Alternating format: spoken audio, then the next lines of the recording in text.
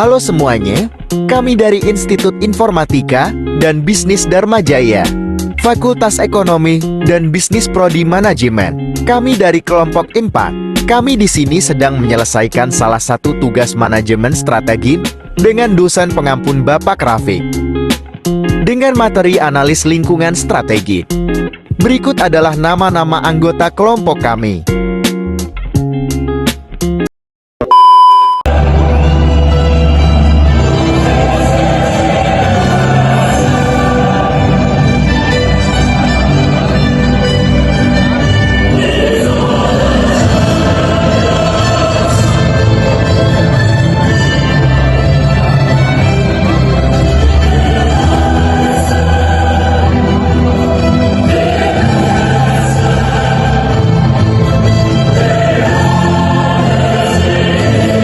A few moments later. Definisi dan tujuan analisis lingkungan strategik. Analisis lingkungan strategik membantu organisasi memahami posisi mereka dalam lingkungan yang dikemas. Tujuan utamanya yaitu adalah mengidentifikasi peluang dan ancaman serta membuat dan kelemahan yang dapat mempengaruhi strategi organisasi. Di sini yaitu ada 4 poin. Yang pertama, memahami lingkungan. Apa itu memahami lingkungan? Membantu organisasi memahami lingkungan eksternal dan internal mereka.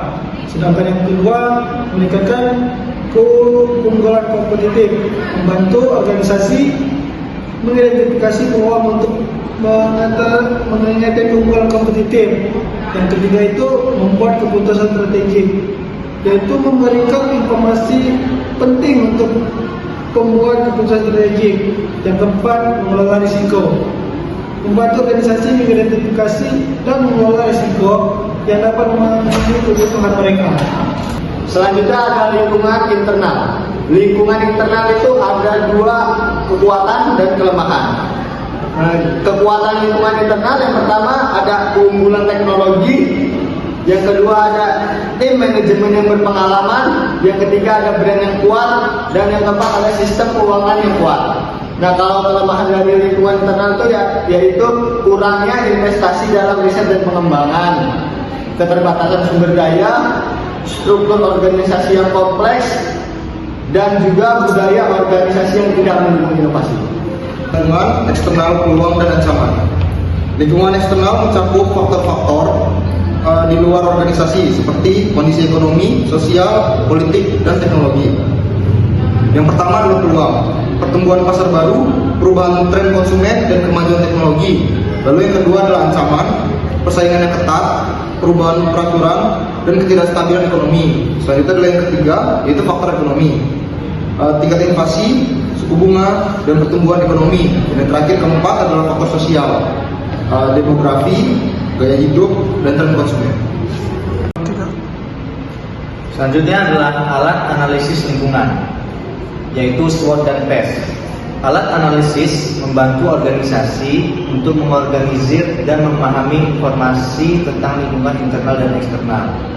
Alat analisis ada 2. Yang pertama adalah SWOT dan PES. SWOT adalah menganalisis kekuatan, kelemahan, peluang, dan ancaman. Sedangkan yang kedua yaitu PES, yaitu menganalisis faktor-faktor politik, ekonomi, sosial, dan teknologi. Contoh analisis lingkungan strategi di perusahaan X. Perusahaan X adalah perusahaan yang manufaktur yang bergerak di bidang elektronik. Melalui analisis lingkungan, perusahaan X dapat mengidentifikasikan peluang untuk memperluas pasar ke negara berkembang dan ancaman dari persaingan ketat. 1. Kekuatan merek yang kuat, jaringan distribusi yang luas. 2. Kelemahan keterbatasan sumber daya manusia dan teknologi. 3. Peluang pertumbuhan pasar di negara berkembang dan permintaan produk elektronik yang meningkat. 4. Ancaman persaingan yang ketat dari perusahaan global dan perubahan teknologi yang cepat. Selanjutnya, implikasi hasil analisis lingkungan strategi. Hasil analisis lingkungan dapat membantu perusahaan dalam menentukan strategi yang tepat. Contohnya, perusahaan X dapat menggunakan hasil analisis untuk mengembangkan strategi ekspansi ke negara berkembang. Contohnya, pembuatan strategi, alokasi sumber daya, evaluasi kinerja, membangun kemitraan. Yang terakhir adalah kesimpulan. Kesimpulannya, analisis lingkungan strategik adalah proses penting yang harus dilakukan oleh setiap organisasi. Melalui analisis ini, organisasi dapat mengidentifikasi peluang dan ancaman, serta kekuatan dan kelemahan yang dapat mempengaruhi keberhasilan mereka.